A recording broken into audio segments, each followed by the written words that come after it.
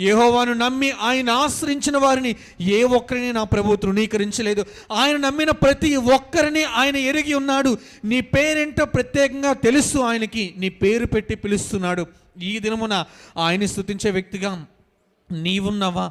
నీ కష్టం ఏంటో తెలుసు, నీ బాధ ఏంటో తెలుసు, నువ్వే స్థితిగతులు గుండా వెళ్తున్నావో ఆయనకు తెలుసు. సమస్తము ఆయనకు తెలిస్తే ఆయన్ని నీ జీవితంలోనికి ఆహ్వానిస్తావేమో. పేతురును పడవలోనికి ఎక్కించమని అడిగిన ప్రభువు ఈ దినమున నీ హృదయం అనేటువంటి దోణిలోనికి ఎక్కనిస్తావా అని అడుగుచున్నాడు.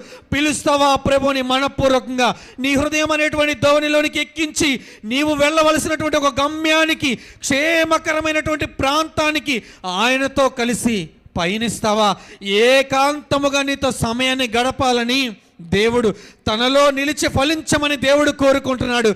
నిజమైన ద్రాక్షవల్లి తానే అని తనలో నిలిచి ఉండమని, నీ హృదయం అనేటువంటి దోణిలోనికి రావాలని నా ప్రభు